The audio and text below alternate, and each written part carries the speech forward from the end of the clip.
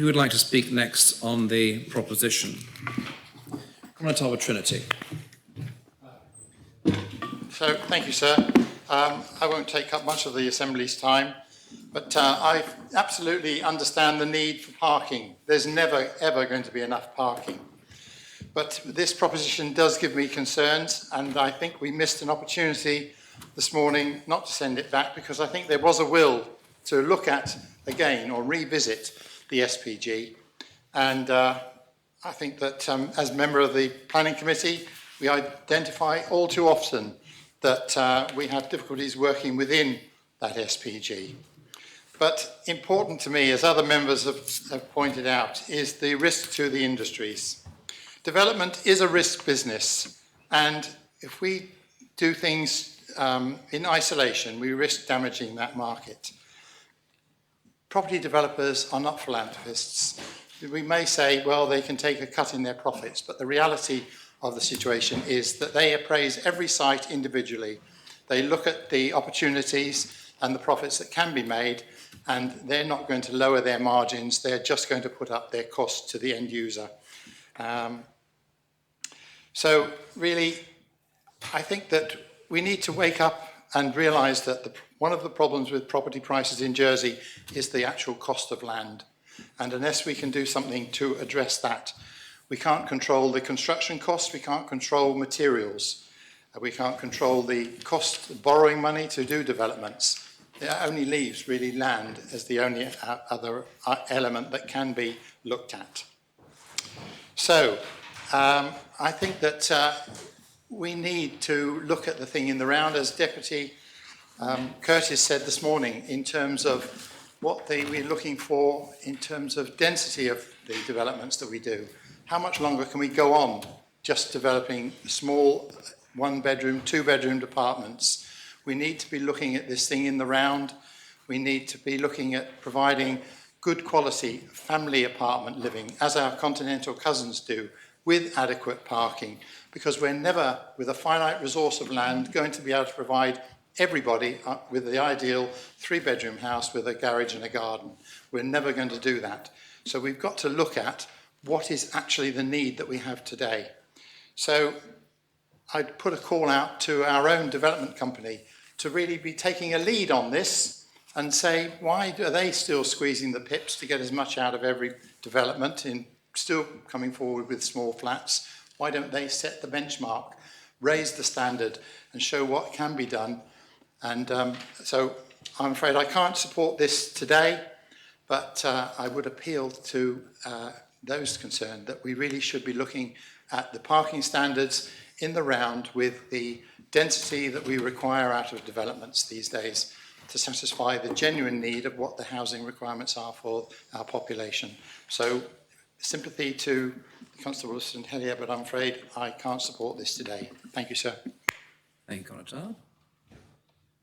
Does anyone else speak on the proposition? Deputy Mezek.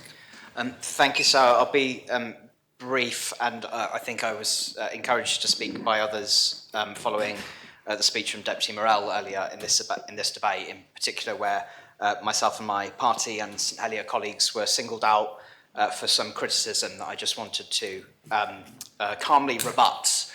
One of those was the suggestion that people's voting patterns change depending on what part of the electoral cycle we're in. I've no doubt that will often play a part in how people choose to vote, but I would point out to him that the Reform Jersey St Helier members voted in favour of P50 2023 when the Constable St Helier brought that last time on parking strategy and supplementary planning guidance. So I actually think we've maintained quite a consistent position on that, irrespective of how near or how far an election is. The second, sir, was his disparaging assessment of how we view economics, and making a blunt point that if this goes through, that makes housing affordability worse, which of course is an extremely contested position and is not automatically and definitively certainly going to be the case. So if we wanted to make it more affordable to develop new homes, we could scrap all planning requirements and restrictions and just say, you want to build whatever, you can just go ahead and do it. No standards you have to meet, nothing on space, nothing on safety, nothing on anything else, and we can have a building bonanza where everybody goes ahead. And yeah, okay, that will probably bring down the cost of housing in monetary terms, but at what wider cost for our island? We would end up a concrete jungle with homes that are not suitable for the kind of lifestyle that our community aspires to and expects our procedures and processes through government to help support.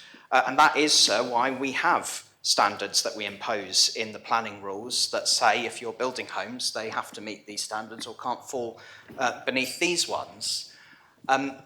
Every now and then, sir, I've had people approach me as Housing Minister to say, we've got a brilliant proposal we want to put to you about how you can improve the affordability of delivering new housing. And I go, okay, that sounds brilliant. I'd love to hear more about that. And I'll sit around a table with them.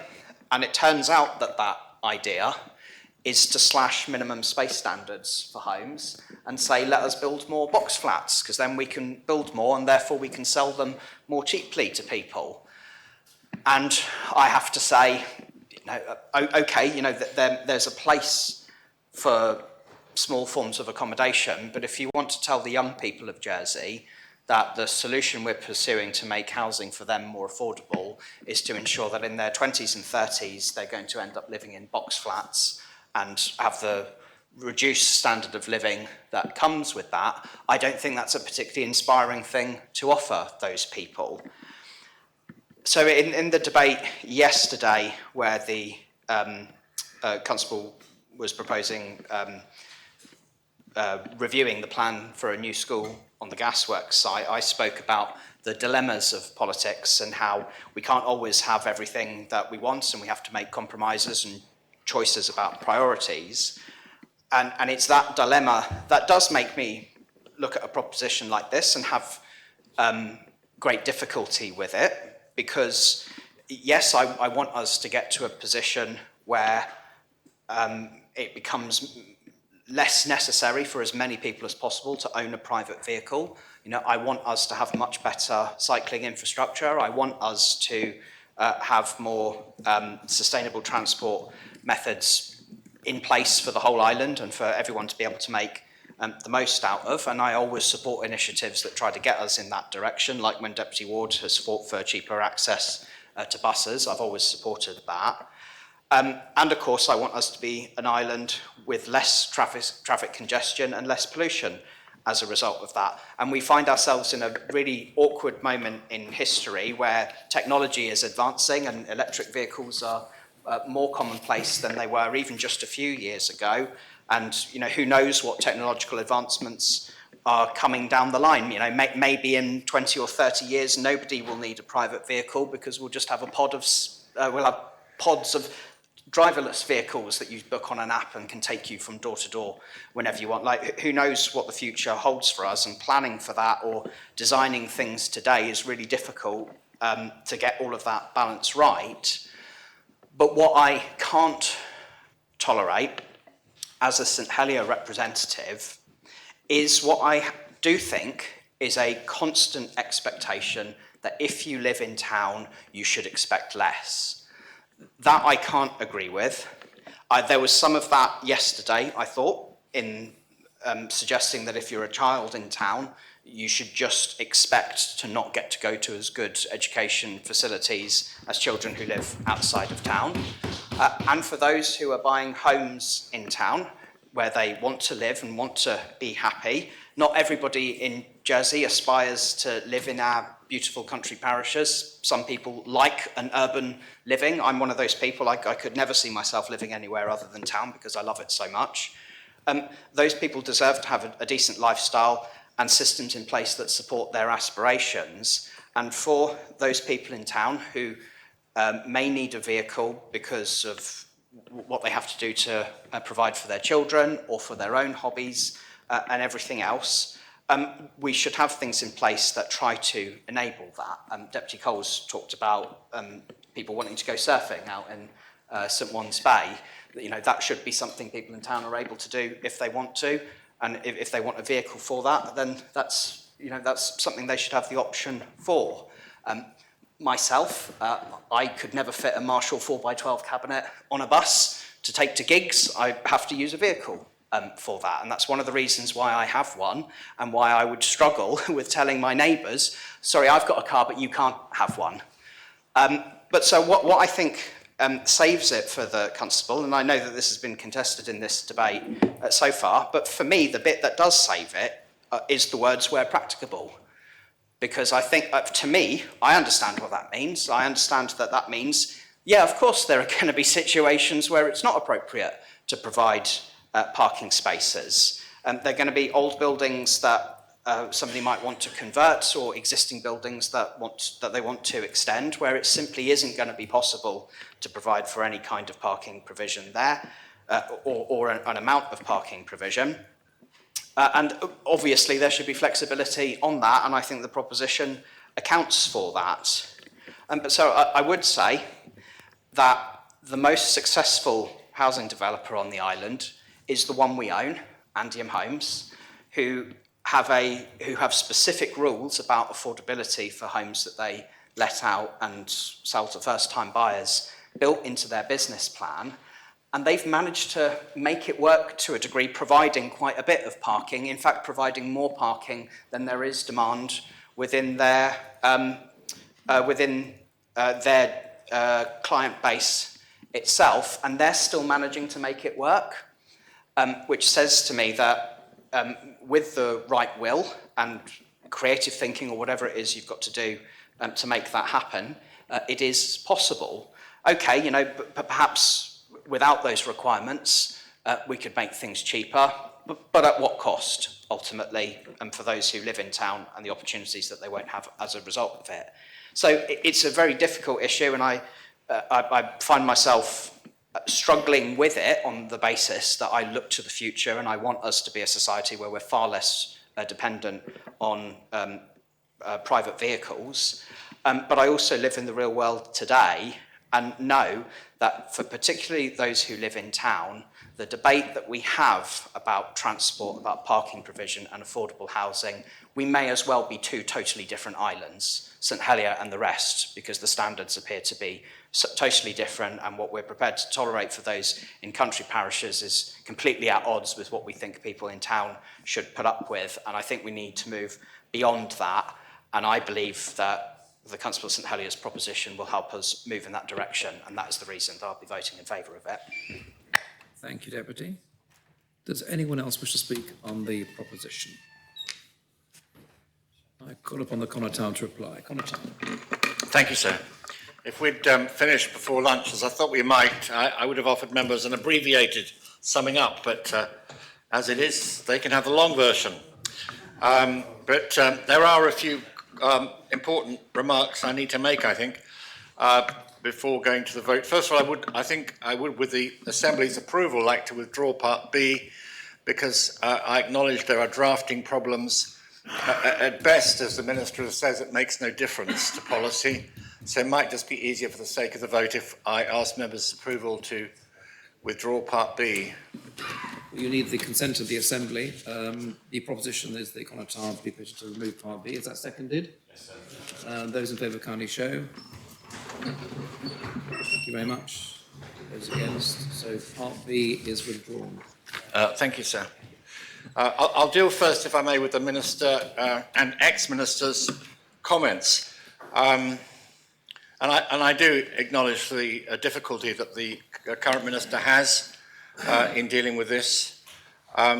He did say that there was a lack of clear evidence that the current SPGs are not working, and I would refer him and members to the table I provided on page 4, and just perhaps highlighting 4 developments on that page where there is a complete mismatch between the number of units and the number of parking spaces in places where I would contend it would not be deleterious to provide the extra parking.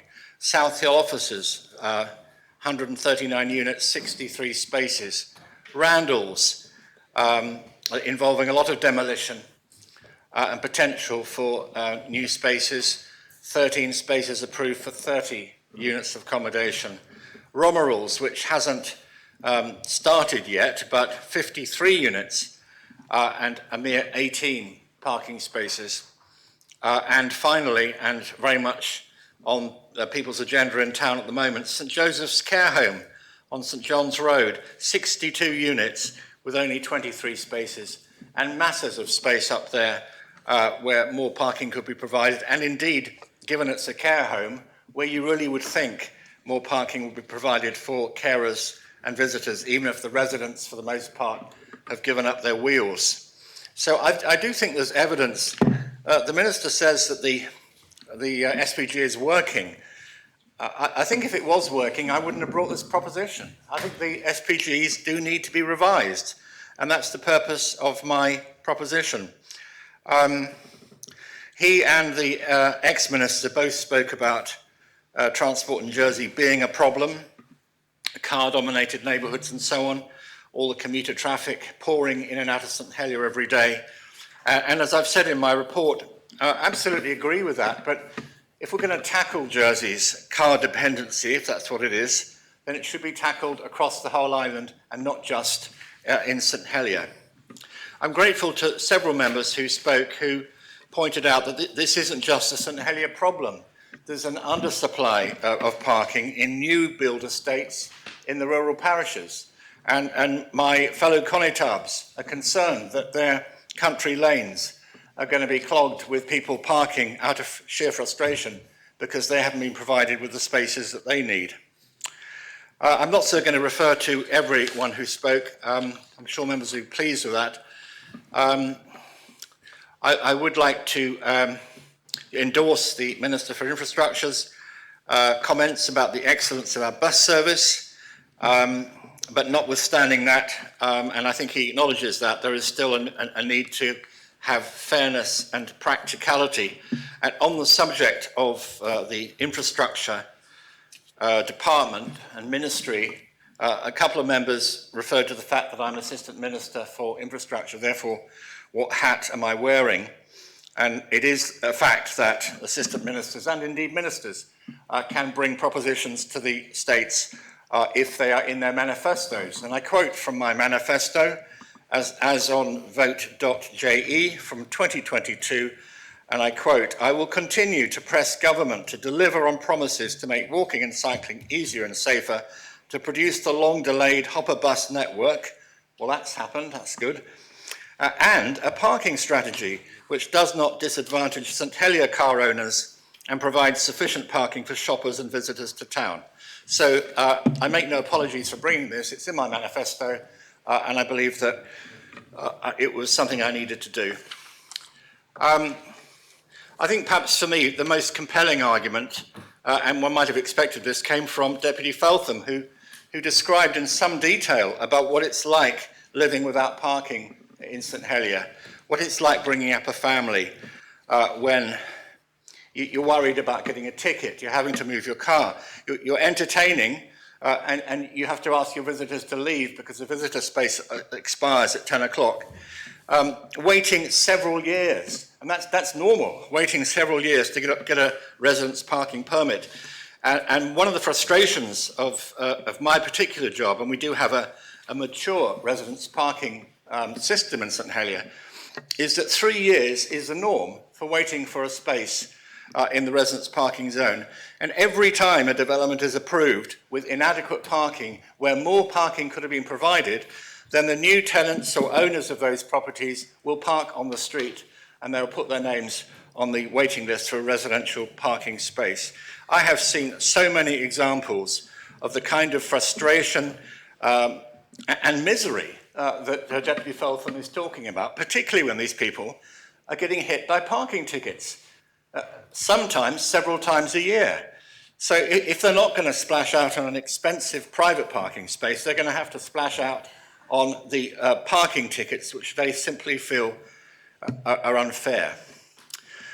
So I found what was missing from the speeches in support, or rather against my proposition, was any recognition of the frustration experienced by not just town dwellers, but people who can't afford to buy a large house in the countryside with many parking spaces, that the difficulty of organising their lives and their children's lives when there is inadequate parking provided. I have been asked what will happen, and there's been some apocalyptic speeches from the Chamber today. The housing situation is going to implode. Developers are going to throw up their hands and give up. I simply don't believe, sir, that these visions are realistic. If my proposition is accepted, and the Minister said this himself, it will lead to parking standards being revised, with hopefully the requests for change that have been made today being incorporated, and a lot of consultation going on with parish roads committees and other bodies, who I must say, whose views were not taken into account when the SPGs were developed before. So I think there's a real positive outcome here. I think we could have better parking standards. One of the environment ministers, I forget which one, said that they were trying to nudge us with their policy towards this green future. So it is not a nudge, it is a squeeze. It's a squeeze that's being applied. And I believe that, as I say, if we're going to have an environmental policy that restricts car use in the island, it must be done across the whole island and not just in the urban parishes. I maintain part A of the proposition, sir. Is the appel called for? Yes, please, sir. Let us call for, invite members to return to their seats. I'll ask the greffier to open the voting.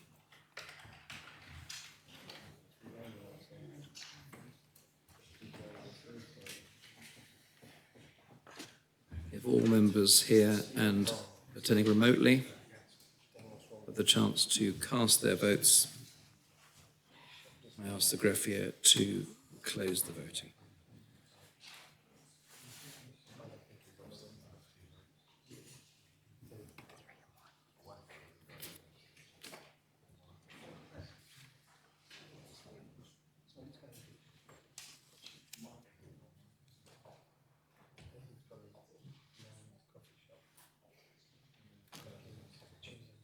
Announce the proposition has been adopted, 26 votes for and 11 votes contra.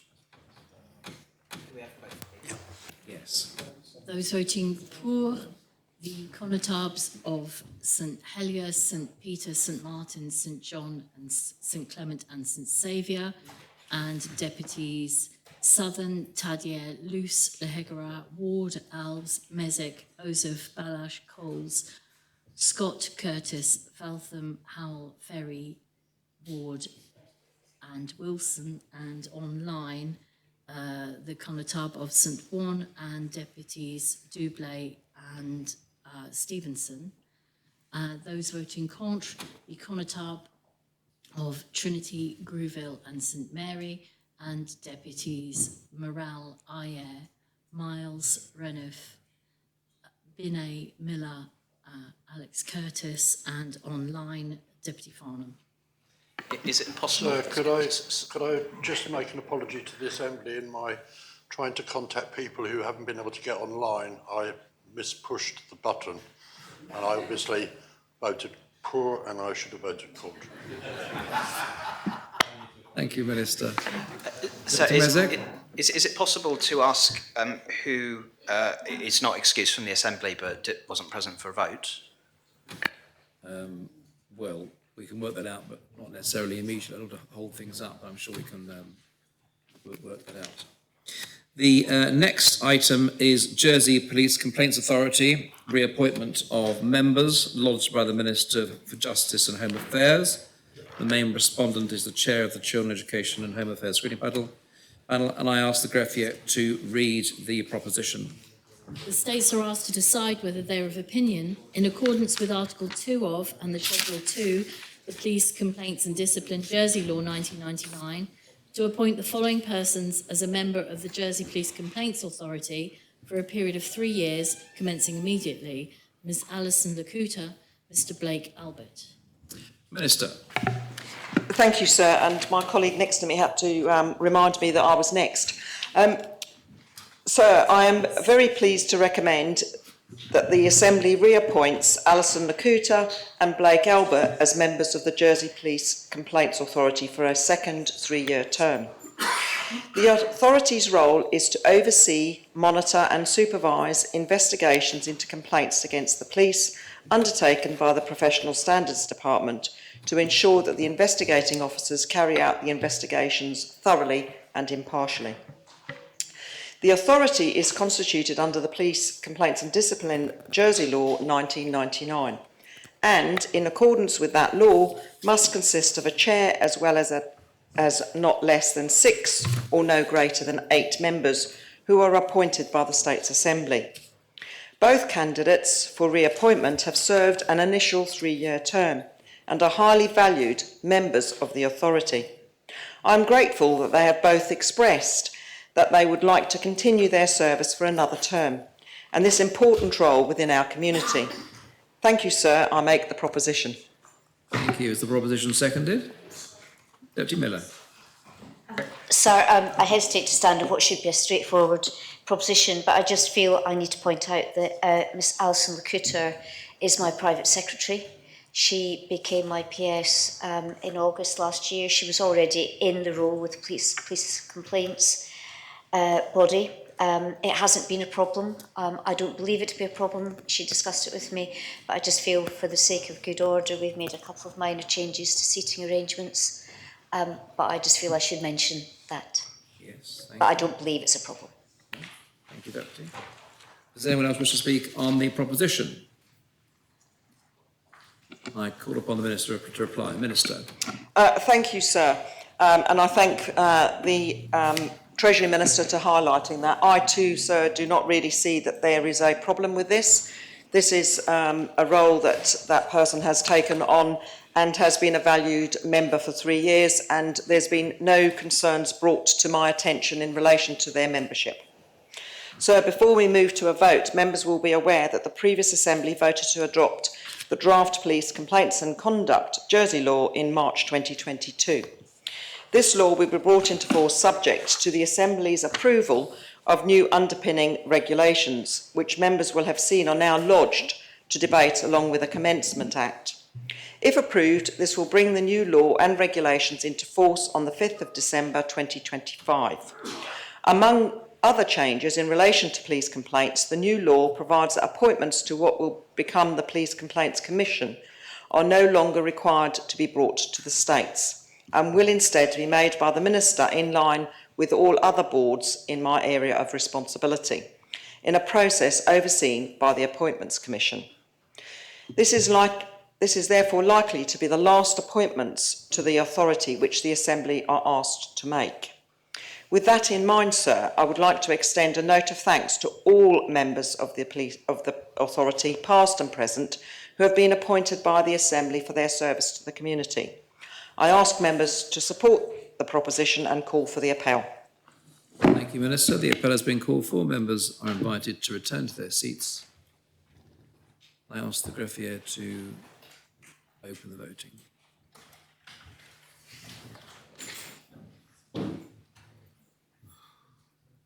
If all members have the opportunity of casting their votes, I ask the greffier to close the voting.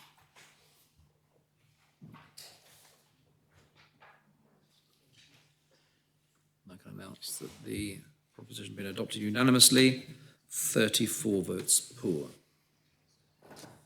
The next item is Le Quennevais Parade and Precinct, lodged by Deputy Miles, and the main respondent is the Minister for Sustainable Economic Development and the Minister for the Environment. The amendment has been lodged by the Council of Ministers. Deputy Miles, do you accept the amendment? Yes, sir, I accept the amendment. Members content for the proposition to be taken as amended. I ask the greffier to read the proposition as amended. The States are asked to decide whether they are of opinion, A, to extend the Future Fit Retail Roadmap to specifically include the regeneration of Le Quennevais as the island's second retail hub, and to request the Minister for Sustainable Economic Development to undertake the necessary steps to give effect to this decision by 31st of December 2025.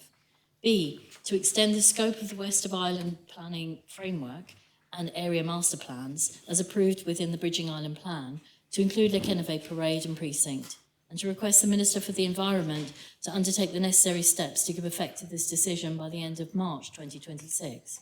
And C, that the regeneration of Le Quennevais Parade and Precinct should be considered at meetings of the Regeneration Steering Group, with consideration to be given to options which would enhance this area for the benefit of the public and its residents, including but not limited to the potential acquisition and redevelopment by the States of Jersey Development Company of all the commercial units, and to request the Chief Minister to update the agenda for meetings accordingly with immediate effect. Deputy Miles. Thank you. So, as a long-term resident of the Vantine de Quennevais, and now as a parish deputy for St Brelard, I rise today not only as political representative, but as someone who lives and breathes as part of that community every single day and has done so for decades. I'm proud to call Le Quennevais home. It's a lovely part of the island to live in, with numerous services close by, good connections, and some beautiful island landmarks on our doorstep. But, sir, pride alone cannot sustain progress. We must be prepared to recognise where we're falling short, and we must be prepared to act where necessary and where we can. Le Quennevais is growing. We see new homes, new families, and new opportunities emerging all around us, and I embrace that. The area has changed dramatically in recent years, bringing both benefits and responsibilities. We have much to celebrate. The Enid Kenno Health and Wellbeing Centre is a modern, accessible facility for the whole island, based in our parish. The new Le Quennevais School is the best in the island, offering a first-class education for our young people, and some successful and long-established local businesses continue to serve the parish and the west of the island from Le Quennevais. Yet amid this progress, sir, there lies one area that has quite evidently not kept pace: the Le Quennevais Parade and Precinct. For too long, the parade and precinct have been described as tired, and today even that description feels a little generous. Whereas much of the parish has embraced the 21st century, going to Le Quennevais Parade and Precinct feels like stepping back in time. Years of neglect by a disengaged commercial owner have left this once vibrant centre in a poor and deteriorating state, a visible reminder of what happens when private neglect is left unchecked and when public attention drifts elsewhere. Members will have seen the photographs attached to the proposition. It is not, sir, a pretty picture. We can see the consequences of what social researchers have long called the broken windows effect, the idea that visible signs of neglect, even small ones, invite further decline. When the paving is cracked, when shop fronts are empty, when lighting fades and maintenance stops, it sends a signal that nobody cares. And when people feel nobody cares, standards fall further still. And that, sir, is precisely what we're witnessing at Le Quennevais. The longer this decline goes unaddressed, the more it risks spreading, eroding community pride, discouraging investment, and driving people away from what should be the beating heart of our parish. Now, I want to be quite clear. This is not a criticism of the residents or the businesses who operate there. Quite the opposite. They are the ones keeping the lights on, quite literally, in an environment where investment has been absent for too long, and where increasingly they are being surrounded by decay. Indeed, some of the commercial units aren't even fit to let anymore.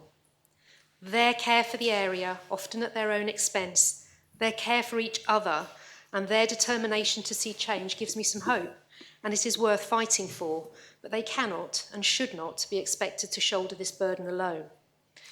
They are being let down by circumstances beyond their control.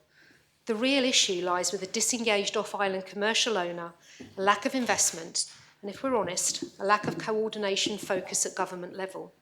When it comes to retail, we seem only to have thought about town. And the impact of this neglect is not just aesthetic, it is social and it is economic. It affects how people feel about where they live. It discourages footfall and investment.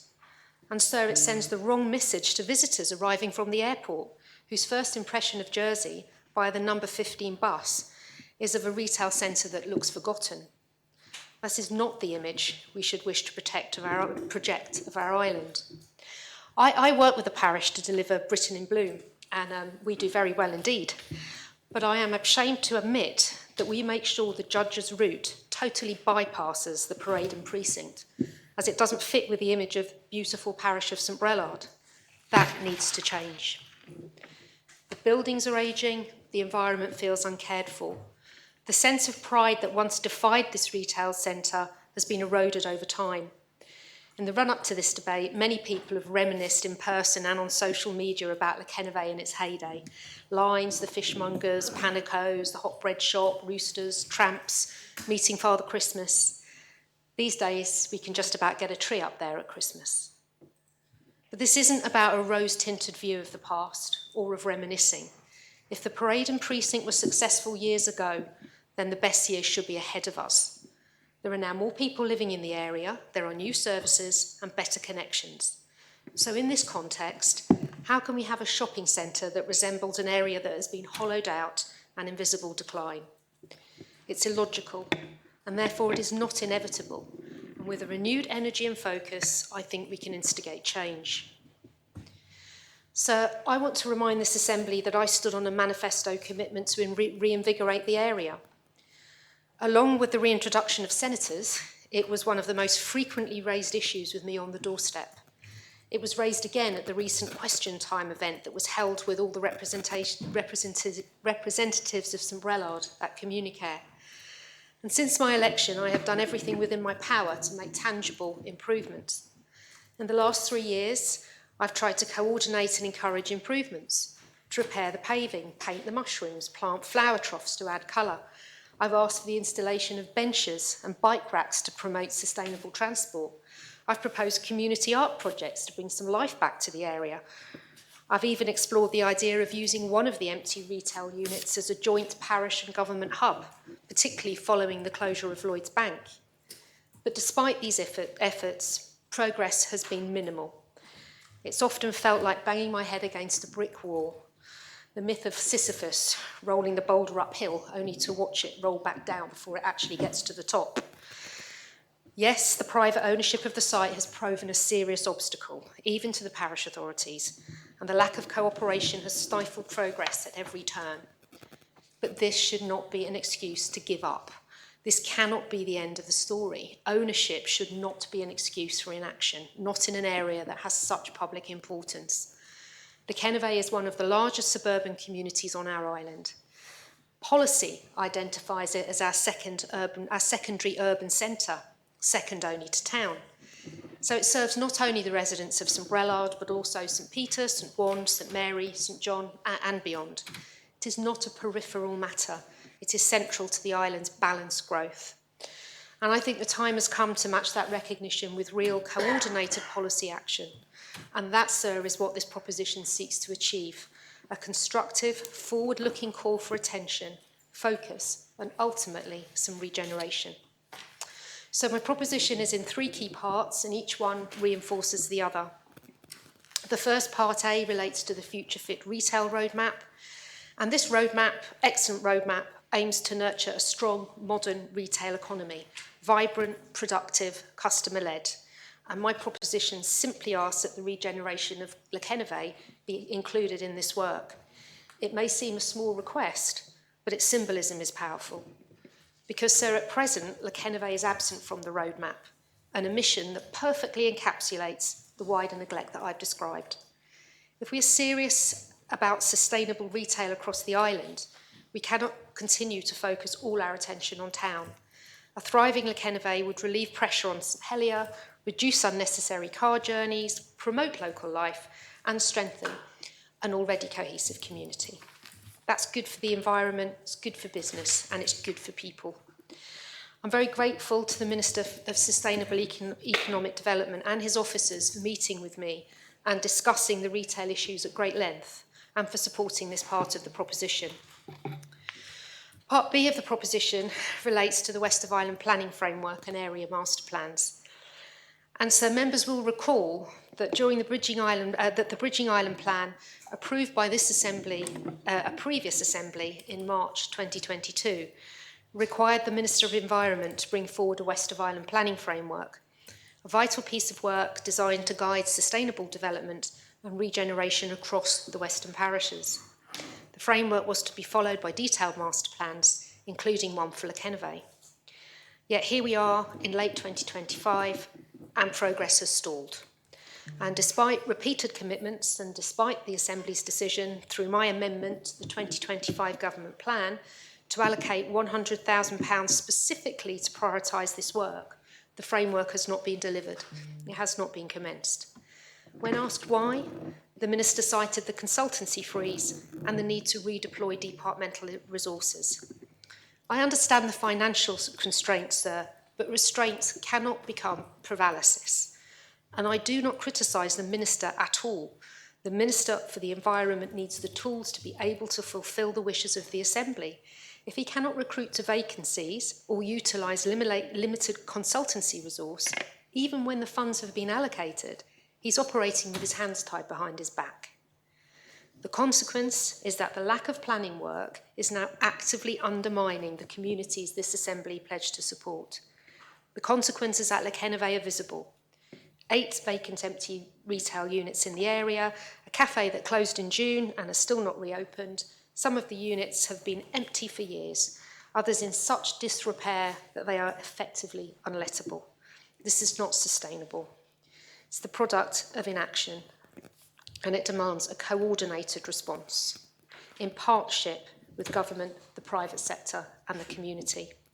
Again, I'm very grateful to the Minister for the Environment for meeting with me and for discussing at length and in detail the issues raised by this proposition. I'm grateful for his support and pleased to accept the minor amendment to this section of the initial proposition. Finally, sir, my proposition at Part C asks that the regeneration of Quennevais Parade and Precinct becomes an item on the agenda for the Regeneration Steering Group.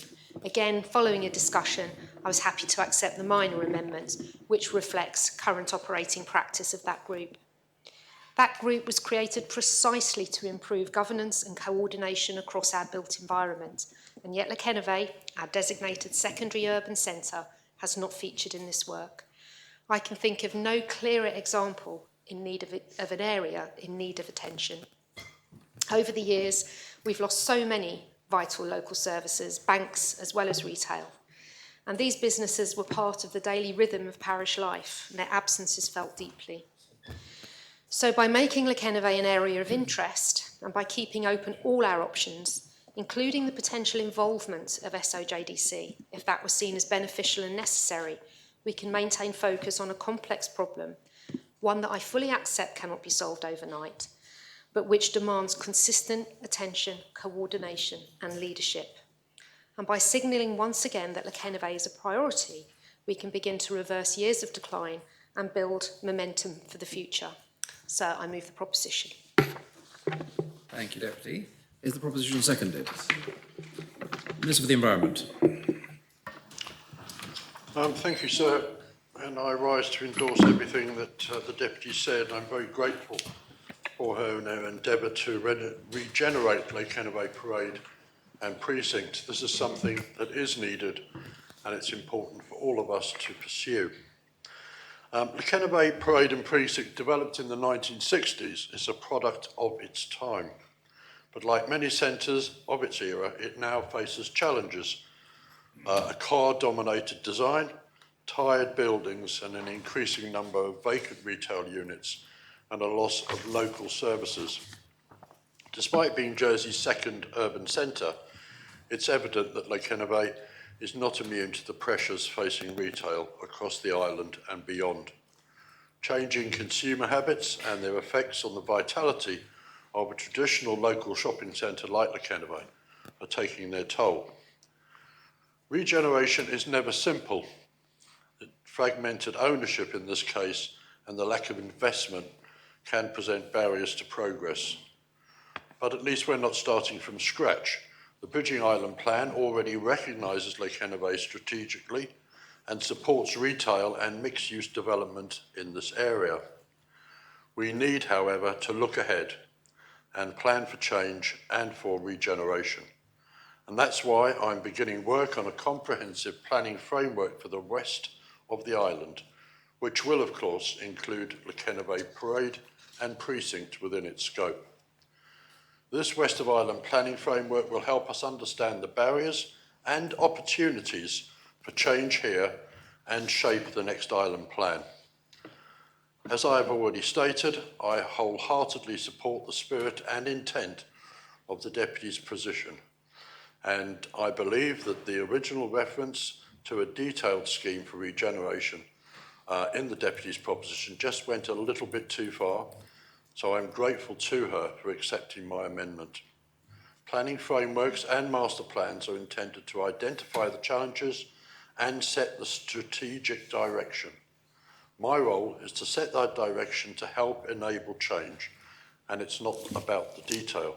That responsibility, of course, lies with the landowners and the developers. And the Deputy and I have met, along with the Minister for Sustainable Economic Development, and we've agreed that we're all aligned on the way forward. So I can reiterate to members, I'm committed to the work with local members, including the Deputy, to define the scope of this important initiative and to ensure that the West of Ireland planning framework might deliver what the area needs. I therefore ask members to support this proposition as amended so we can all make progress on a clear and sound basis, and I look forward to working with the Deputy and other States members on this really important piece of work. Thank you, sir. Thank you, Minister. Minister for Sustainable Economic Development. Thank you, sir. I'd like to thank Deputy Miles for accepting the amendment and for working so well with the Minister for the Environment and myself. There's no question in my mind I wholeheartedly support Deputy Miles's proposition. I think it is interesting that both Deputy Miles and Deputy Luce quite rightly refer to the Bridging Island Plan, referencing Le Quennevais as the island's second urban centre. But I think it just shows how putting something into a document as important as the Bridging Island Plan is, doesn't necessarily in itself create any change. And there are many reasons for that, not least, as Deputy Miles has referred to, the very complex and fragmented nature of the ownership of Le Quennevais precinct. But there was a time, and I've lived most of my life in St Lawrence, and so as a child in the 1980s, Le Quennevais was very much the first port of call when it came to going shopping, as opposed to St Helien. It was easier to get to, probably closer as well. And, it was a vibrant and modern, just 20 years old at the time, shopping centre. That cannot be said to be the case today. And I'm sure, I was just realising as I was listening to Deputy Miles and Deputy Luce that this is a very St Billard's heavy side of the Assembly. I have Deputy Tadia, I have Deputy Scott and Deputy Miles as well. And I'm sure that they would all agree that Le Quennevais precinct is not what any of us would want it to be today, and it's certainly a long way past its best. I am very concerned about the reports, principally via Deputy Miles, about landlords' lack of engagement. I think, we likely need to look at the responsibility of landlords when it comes to such large public areas and their conduct with regard to, and their responsibilities with regard to not just maintaining at a minimum standard, but when it's such a large area of public space, maintaining at a high standard the quality of buildings in a particular area, particularly a commercial area. I do remember, and I think I've said this here before, once when I was on the planning committee, driving past the Quennevais precinct with the then chief officer of planning and commenting kind of relatively humorously, but seriously definitely as well, that if I were king of Jersey, the one thing I would do would be to wave a magic wand and kind of change the Quennevais precinct, redevelop the Quennevais precinct there and then, because even this must have been 5 or 6 years ago. 5 or 6 years ago, it was an eyesore.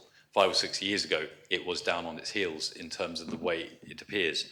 And that is something we need to change.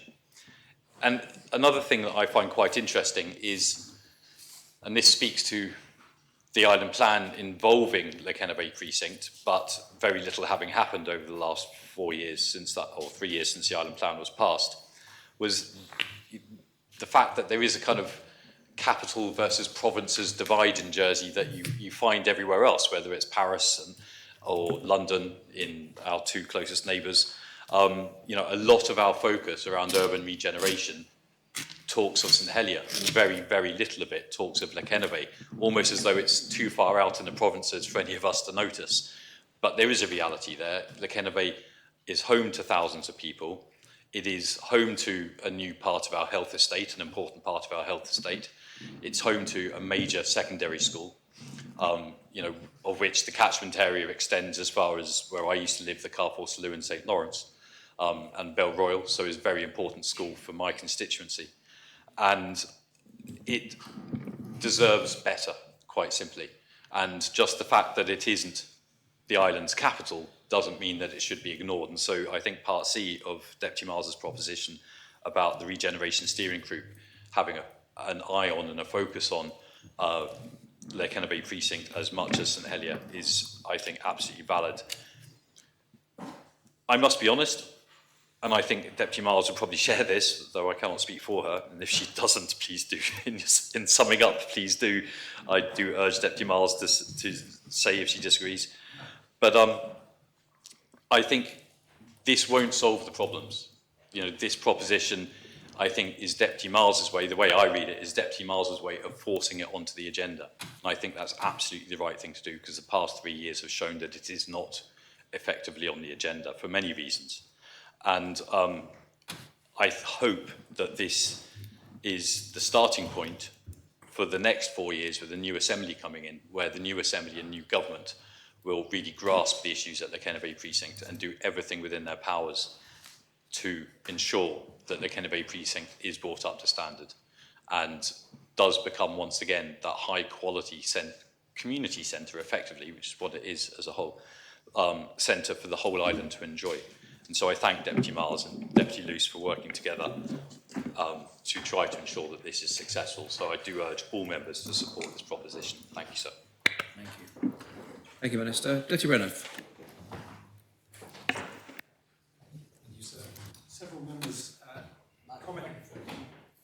Several members commented this morning that I was carrying this with me, the Bridging Island Plan, as I came in. And there's a reason for that, which I'll get to in a moment. But I should also say that 2 members also commented that it didn't look anywhere near well thumbed enough. And I've got an explanation for that, because this is Deputy Ayer's copy. I forgot to bring mine in. But as I say, sir, there is a reason for mentioning this, because this is my 3rd speech in this Assembly meeting, arguing for consistency in policy making. And in particular, my 3rd speech, arguing in support of policy consistent with this much maligned document, the Bridging Island Plan. So far, only 1 out of 2. Let's hope we can make it 2 out of 3.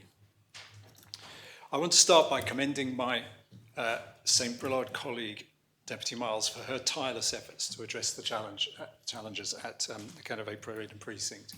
She has walked the streets. She has gone to meetings. She has commissioned. She's been to meetings and asked for meetings with relevant stakeholders. She has been tireless because it is a difficult issue to deal with. The ownership structure does make it hard to address problems in a systematic and strategic way. There are people living in those houses and people whose businesses are there, and their views are central to this. And Deputy Miles has taken the trouble to go and meet them and talk to them and find out more. It is difficult, but one day this is going to have to be addressed. The Quennevais Parade and Precinct is not going to last forever. It is a concrete structure built in the 60s. It will not last forever. These issues will have to be addressed however difficult they are. And I think it is more likely that we'll be successful if there is a determined, consistent resolve on the part of all government department agencies to deal with the issues.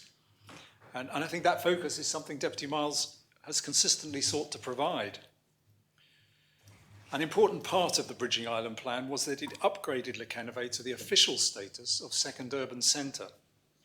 And this was both a recognition of its de facto position as a significant centre for shopping, leisure and sport, but also a call to action to enhance the Quennevais. And the key mechanism, as we've heard, was supposed to be the West of Ireland planning framework, which is why Deputy Miles started there last year. She won her battle yet last year, but as we've heard also, nothing has yet come to pass. So the second urban centre that was so trumpeted in that Bridging Island plan is a concept that is currently empty. It is devoid of content. It might as well, so far, not have been included in the Bridging Island plan. So Deputy Miles is back with another try to and make things happen. And it's worth remembering why action is necessary. The Bridging Island plan said that Le Quennevais is, quote, a thriving urban area, end quote, and that the intent was to introduce, and I quote again, a policy regime that seeks to protect and enhance the range of local services currently provided in the area. How well is that going? Well, as Deputy Miles said, there are currently 8 empty units, 9 actually, but one is about to come back into use, thankfully. The fabric of the precinct and the parade is deteriorating. Some shops are unlettable. So if policy intent is to, quote, protect and enhance the range of local services provided in the area, it has failed. It's failed. We have to face that we have failed so far in that attempt to enhance. So I said we should not shy away from the issues at Le Quennevais when we have a clear policy intent to do something about it. This proposition, I think, seeks to put a bit of a jolt into existing government structures and processes. Government interest is important. I think it's a precondition for wider action.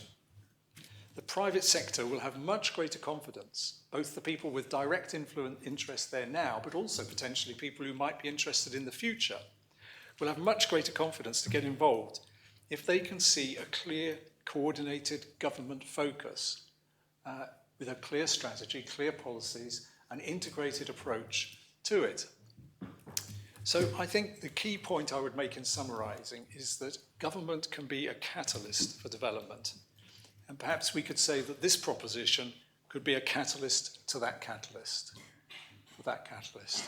This proposition attempts to start something. It attempts to get the government to focus on something.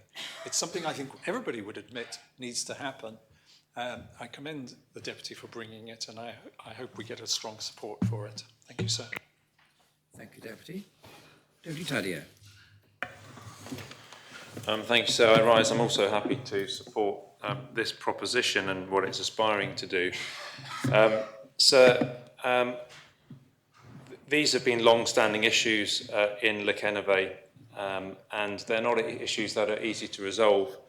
I think, first of all, it's helpful if we can all agree what the problems are and that we can perhaps identify the small, perhaps changes at first that can be made and also perhaps start the conversations, which I think for too long just were not being facilitated with the right people who can affect change. And it will be, if anything positive is to happen with the area to improve it, need action from multiple partners who are in this, and we'll talk about who they are.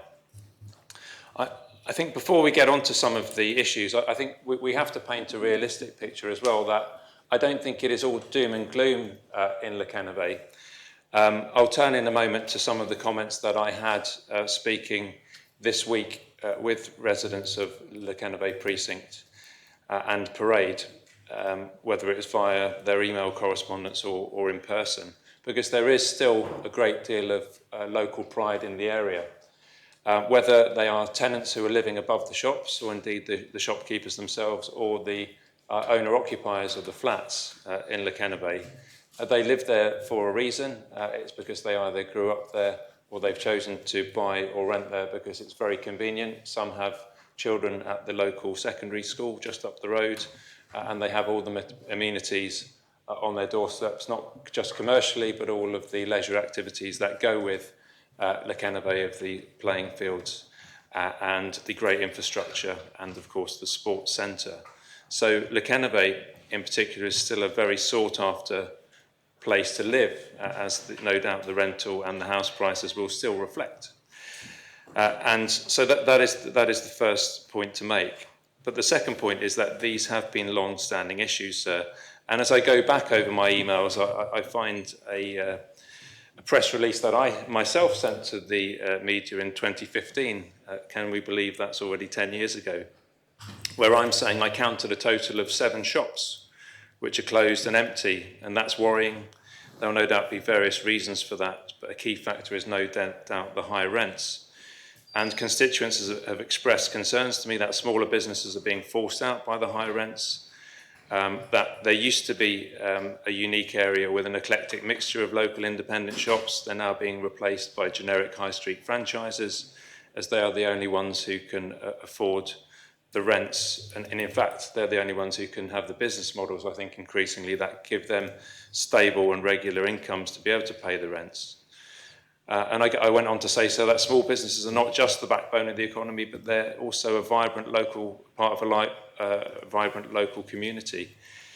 And I do then question, that there are still some great success stories. So I see what I referred to 10 years ago as the independent bike shop. That's still there. It's still booming right next to Miller's Bar. Miller's Bar, incidentally, I've not been there for quite a few years, but it's still active. There's still people who use that as a community hub, with the barbers right across the road. The old barber might have retired, but somebody else has taken over. So those are still there. There aren't the Roosters that were there when I grew up. So there wasn't the Bonatogs or the Mashon or the Golden Fry up the road, or the Panicos or the Pickwicks. There isn't the Fishmonger. There isn't the Butchers even. Oh, there is the Butchers. We'll take that one back. So obviously life does change. And I think this brings me to the next part of the question that I would ask all of us, is that there has to be a question at some point about what level of appetite there is for, if not state intervention, but at least some kind of state oversight to be involved in those conversations that need to be had. And I think this is where the proposition is really vital, because it does re-put on the table, so to speak, that government does at least have a facultative role in this to facilitate those conversations that need to happen between the management owners, the Myards who currently manage the area. They've got a sign up there, by the way, which I noticed is new, saying if you've got any comments or issues about this area, please contact Myards. That's been put up. And of course, as some of the residents say, because I will turn to their comments, because the other point I want to make is that it's really important to hear the voice of the local community directly. So let's just hear from some of the local residents, anonymously, of course. So the first comment I would like to highlight is somebody who says, I've lived there for 12 years. Honestly, I love living here. I would say that 95% of us that live here feel that we're really part of a community. They go on to say, and I noticed this the second time I went up, because they pointed it out, that the flooring outside in the communal areas, they've got this kind of rubberoid flooring, which is of tiles. It's been broken, and actually somebody, an elderly person, caught their frame when they were walking along there and had to be taken to A&E to get some medical treatment. And that's an ongoing issue, but which another residents told me that is being looked into at the moment, because she's on the residents committee there. So there are issues that are being dealt with. And I think one of the big questions here is, in a situation where you have multiple ownership and also multiple tenancies, so you've got owner-occupiers, you've got tenants who are renting, you've got some of the flats, I think, still owned by the wider parent group, but most of them are in private ownership, and then you've got a whole load of commercial rentals underneath, which are perhaps long-term or have been interrupted and being passed on. It's really difficult to, first of all, know what collectively can be done there. So there does need to be that centralisation of somebody somewhere pulling things together. Also, we know that the ownership structure there is very complicated, because I think this is part of the rub here. You don't have a local owner who necessarily takes the same interest pride in the local community that you would when you've got a foreign-owned entity owning this, and also owning it, I think, as an investment opportunity. So the imperative for the company that owns this it is not one necessarily to keep all of the shops occupied all the time to maximise rental income. It's actually because the properties are sitting on a book somewhere, probably as part of a pension portfolio, and actually they're looking at the longer term value of those units, commercial units, rather than actually the vibrancy of the local community. So a resident goes on, as a resident, I want the area to look its best. I'm up for regeneration so long as I don't have to lose my home. I'm extremely lucky that where I rent at the moment is affordable, and I couldn't necessarily afford to rent properties elsewhere. They do raise issues with the car parking because, of course, their car parking spaces are actually also mixed in with the visitors who come up to Le Quennevais to shop, who are generally not there for too long, but they do talk about vehicles perhaps being abandoned there and vans also being parked there. So again, a very complicated scenario there, but not one which is without opportunities, you know.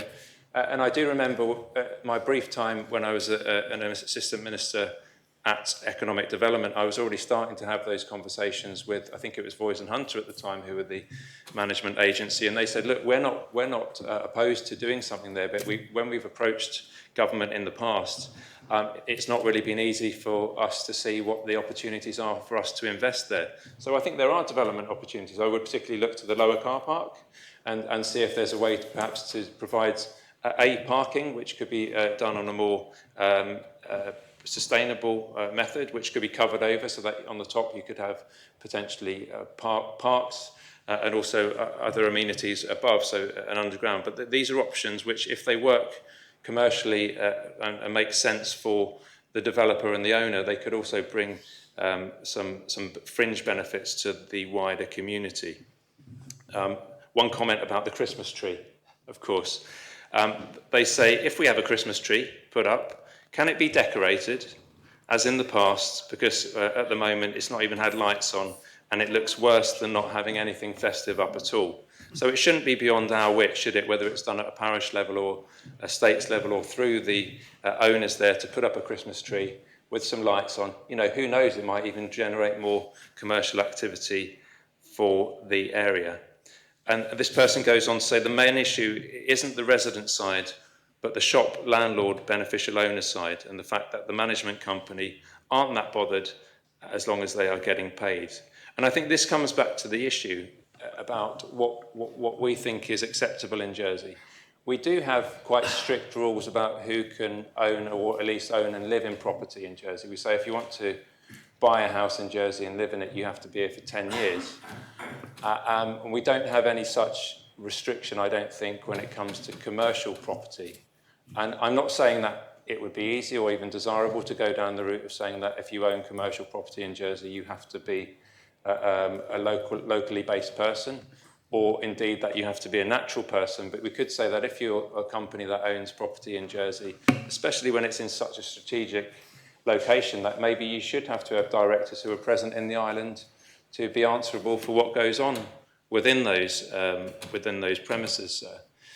So I think that all of these questions are much easier to ask than they are to answer, of course. But I think this proposition does give us the scope to start having those conversations. And I'll simply finish by saying this, because of course I could talk even more on this subject. And it's an area I grew up in. I know a lot of the people who live and work in this area. I'll just leave members with this and ask them, of course, to support the proposition. We want to express our full support for Deputy Miles' proposal. In the 6 years that we've lived here, it's been disheartening to see how much the area has deteriorated, with residents unable to do anything to improve the situation. It's particularly upsetting to see headlines describing the precinct as derelict, or to hear people refer to it as a dive or a poor area. This kind of perception only further damages the community pride that we have. And so with that in mind, sir, I do think that, of course, let us be able to have those conversations, whether it's us or whoever comes after us, whether it's the steering regeneration group, who I do actually hope will have this as a standing item on their agenda, despite the amendment, and government and the company that owns this area. I think we can do better. Let's have those conversations saying that, letters through the door saying we would like to see flower boxes put out.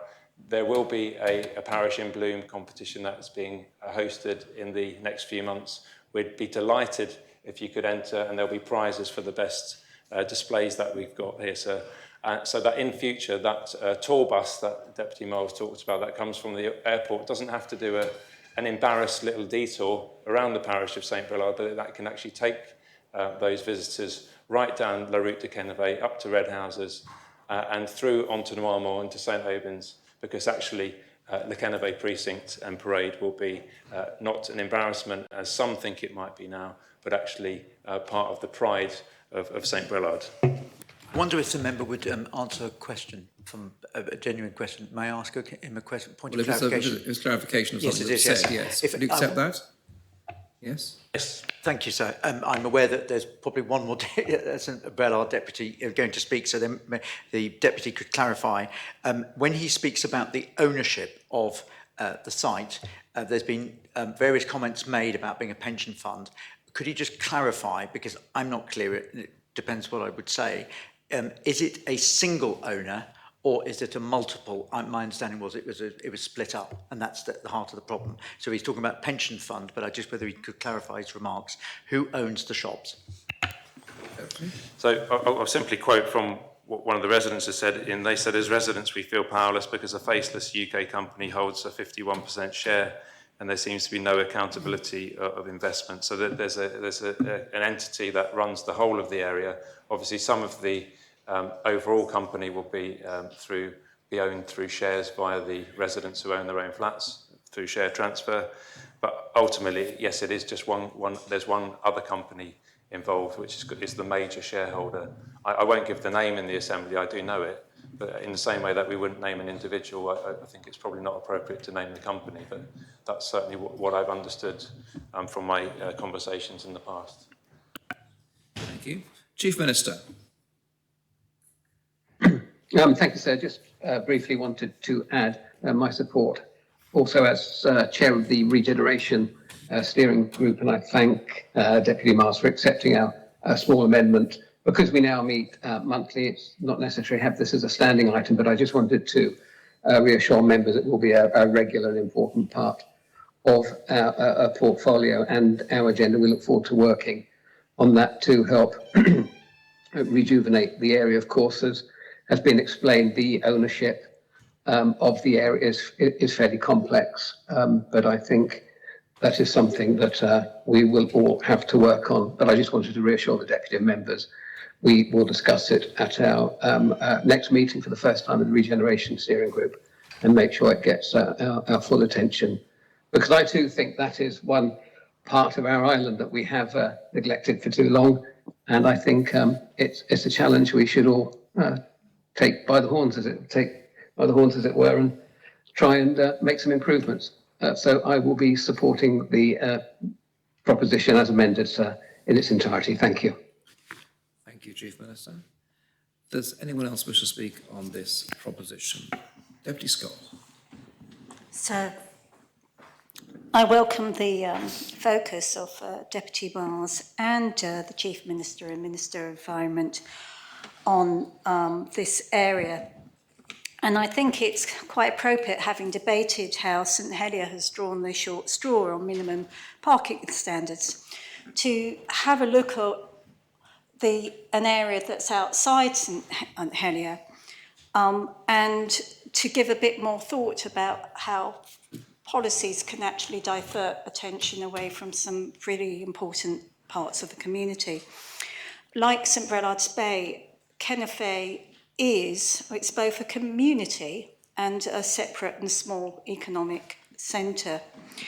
And one of the reasons, coming back to something that Deputy Renouf said, why I believe the Bridging Island plan has been maligned, has been some of the kind of processes and it was a bit half-baked really in terms of how it was produced, but we know that there was a pandemic. But basically, you've got representative bodies like the Jersey Hospitality Association, and rightly, wrongly, mainly represent businesses outside this area that has its own needs, its own kind of unique way of operating, and in that sense, it's been like St Bernard's Bay. Deputy Tadia's suggestion, I sympathise when it seems like you've got a landlord who isn't really perhaps as emotionally invested in the community and how that may come over, but I think we do have to be careful about introducing any policies that discourage inward investment generally, because we do need investment from the outside the island. Deputy Miles needs to be applauded for her efforts, nevertheless, to make the area look less run down. Coming back to the Bridging Island Plan and some of the processes which I have already criticised in this assembly, one of the things that I think is an interesting question is how was this area around Red Houses, Quennevais, designated as secondary urban centre? It was a question I raised in the examination. Public never was answered. You've also got St Peter's Village. So how did one get designated that way rather than the other? And talking about the vibrancy that once was one in the area, let's point to the number of hotels that have reduced in that area. Now, we know that plans for a new hotel have been approved. That happens to be, again, closer to St Peter than St Bernard and Quennevais, but it may make a difference. But this comes on to the whole economics of the area and around it, what I would call the supporting economics, because there is only so much you can do by, and certain things you have to think about prettifying a place. It's really the motivation, it's the success of the businesses that are operating there.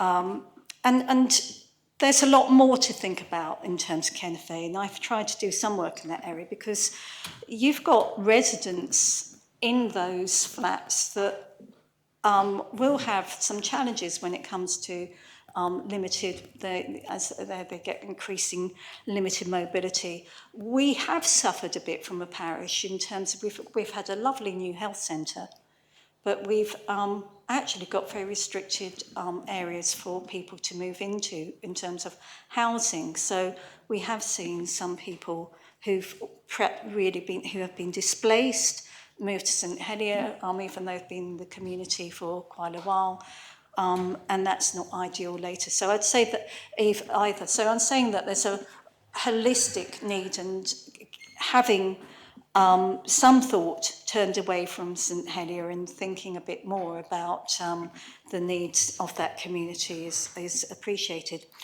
I'm just coming to the separate parts of the proposition and just to offer some thoughts there. One of the first things is to do with the retail roadmap.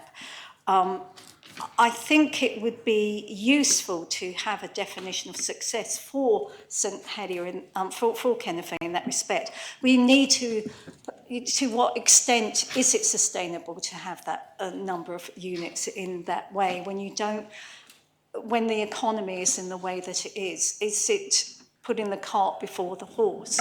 The West of Island planning framework, that's SP4, an actual proposal there. SP1 is, again, a much more holistic proposal. And again, we haven't seen much work there.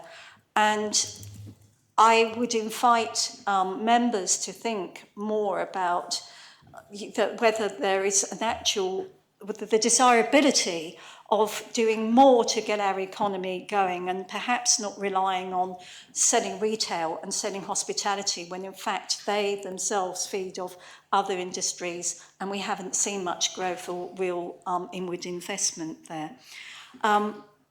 and to bear in mind, again, coming back to the retail roadmap, that it does have a focus on St Helier. So again, to have more of an actual understanding about what is it we want for this area and what really can be achieved is really vital. So we move on to the regeneration steering group, and I found this interesting because, again, I believe it was established with particular reference to St Helier. So again, we come to what's the definition of success here.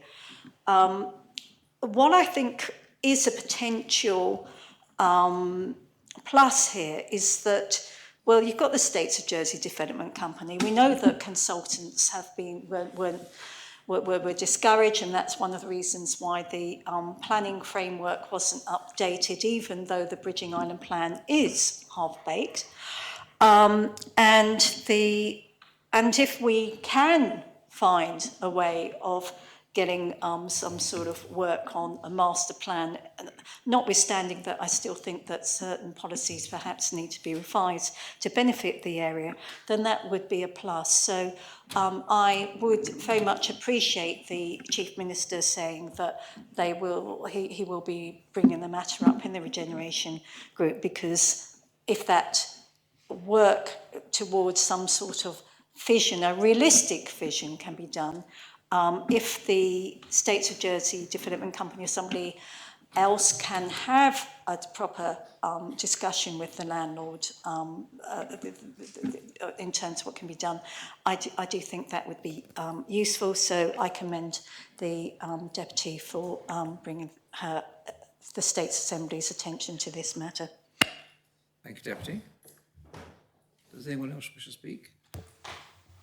Joseph. Thank you, sir. I arrived very briefly to support the proposition from Deputy Miles, but also to as during my years as a senator, I had island-wide responsibilities as the deputy, and may well have in future, of course.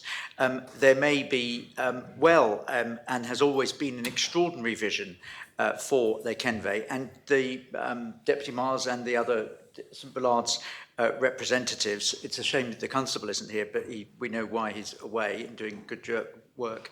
Le Quennevais has been, of course, honed and grown by formidable individuals. Some of them elected, and some of them unelected. And I can't help but recall, sir, Canon Halliwell, who was the inspiration behind the community centre across the road, which is so absolutely well loved and used. And it was as a result of his work, putting money that he had privately in order to make that happen. And I don't know whether that's known about in terms of communicare. And it's, of course, a great facility, and all the other places at Le Quennevais. But, of course, the shopping parade is, of course, dreadful.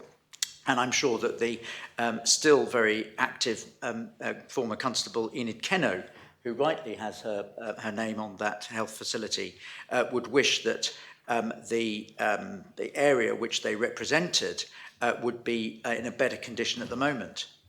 It's not the community, it's not the tenants, and it's not the parish. It seems to me, which is the reason why I asked Deputy Tadier, it is the ownership of the property that seems to be the issue. And I would be most grateful that the Deputy could confirm her understanding that it is certainly mine that there was, and I'd be grateful to be corrected, in a single owner, but deliberately or knowingly split it up a number of years ago. And so the flats above, or the apartments above, they're actually, you can see them on the land registry, our proper land registry. You can see them changing hands for fairly modest amounts of money.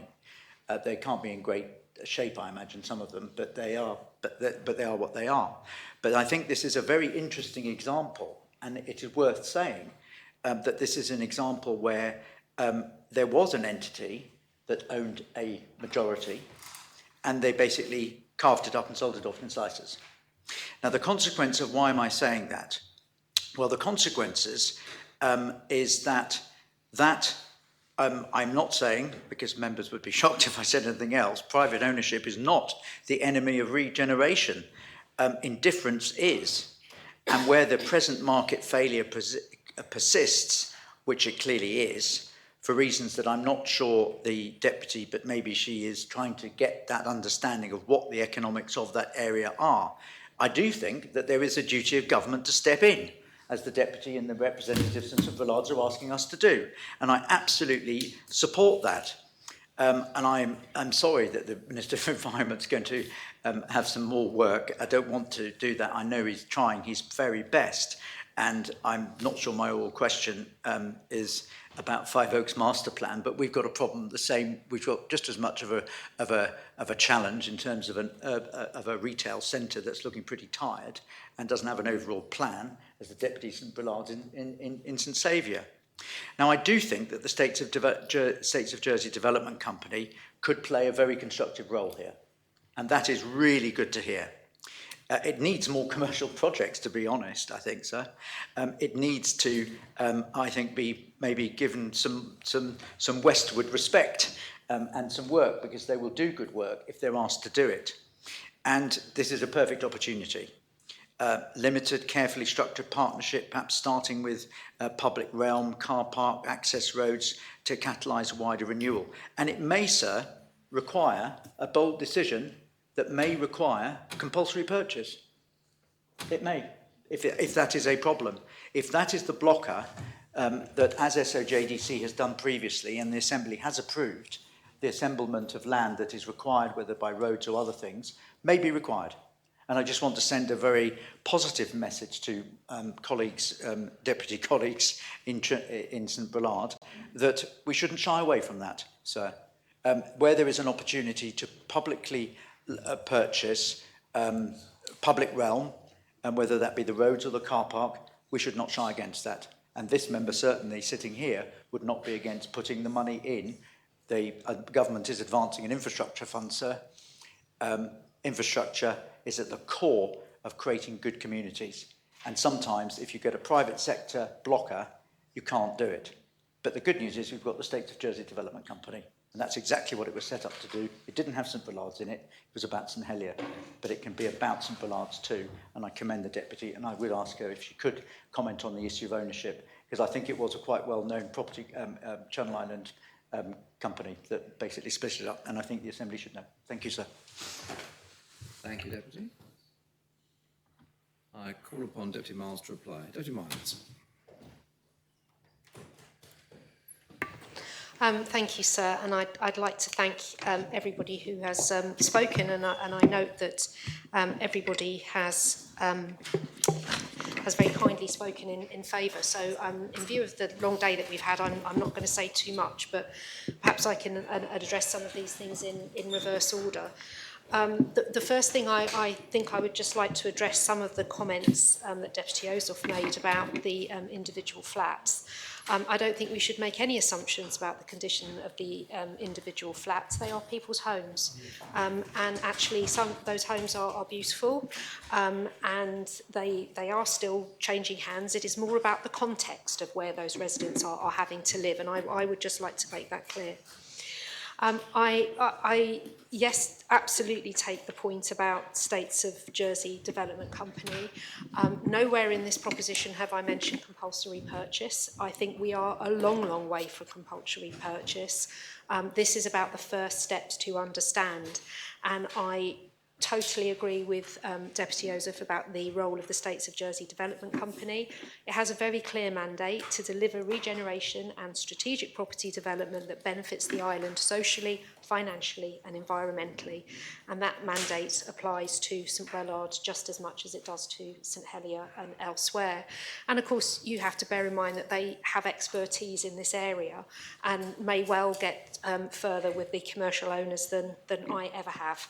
And if that is the case, I would very much welcome their intervention. Deputy Scott, again, thank you for the support. She mentioned the landlords, and again, I think I just want to be clear here. The ownership of the Precinct and Parade is complex. There are technically 39 owners. 38 of those are the flats. The other owner is a UK company who owns the entirety of the commercial units, bar one, because the old Freedom building was sold off independently a few years ago. So whilst they retain majority shareholder, it is less of a shareholder than it was. Now that has changed over the years. That was bought in 2006 for the pricely sum of £22 million. For the last couple of years, I've been looking at Companies House. Clearly, they've sold off a lot of the units. 2023, it was valued at 14 million. 2024, it was valued at 2022, 14 million. 2023, 12 million. And last year, 2024, I've just looked it up, it had a valuation at 10.4 million. That is not as much as I thought. For 50% of the Quennevais Parade and Precinct. But those are the figures, as I understand them, from my personal research at Companies House. I'd like to thank the Chief Minister for his support, and I think I'm confident that being on the Regeneration Steering Group agenda will actually inject a bit of momentum into this. Again, Deputy Tadier, thank you for his support. Again, he totally acknowledges the role of the tenants in this. The tenants the commercial tenants pay rent directly to the UK company. They have to pay a service charge and a sinking fund to the local managing agent. The tenants obviously pay to the owners, but the owners also pay of the flats also pay a sinking charge and a service charge. It is clearly not sufficient, that funding, to provide the repairs and dilapidations that are required there, and that is a problem. I've had a lengthy discussion very recently with the managing agent. I think it's fair to say that the managing agent are equally frustrated. 6 months ago, they stopped acting as letting units for the commercial units, and they are now simply restricting themselves to managing the association. And I think that is a message in itself. So I just wanted to clear up those. Deputy Tadier also mentioned comments about managing agents and the nature of commercial leases. As members will know, I was due to bring P68 during this sitting, and that focuses specifically on the improvement of commercial leases and property. That will be debated in the next sitting, and I will address those issues, but of course using the Quennevais Precinct and Parade as a context for that. Deputy Renouf, yes, thank you. It's all in the Bridging Island plan. We need consistency in policy development. I would like to assure him that I'm not a street walker.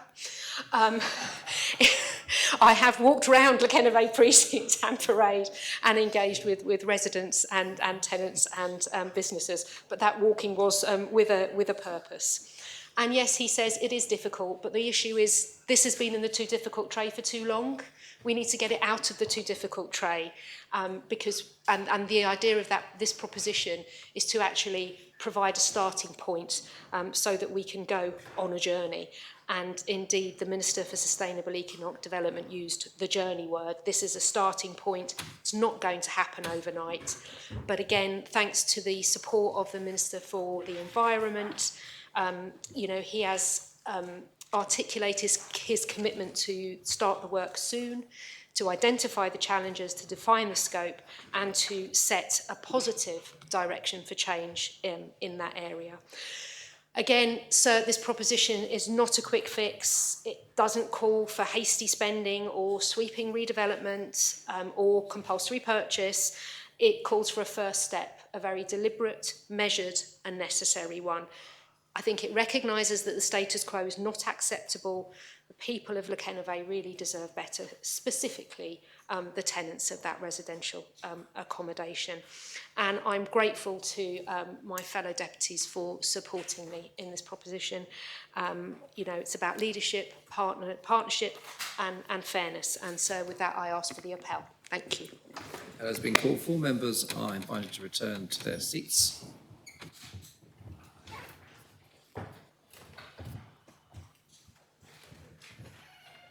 And ask the greffier to open the voting.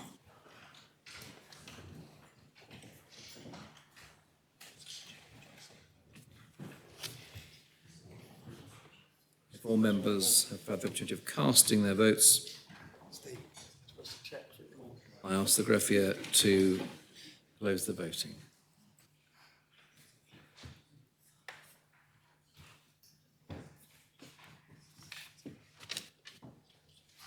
I announce that the proposition has been adopted unanimously, 38 votes for.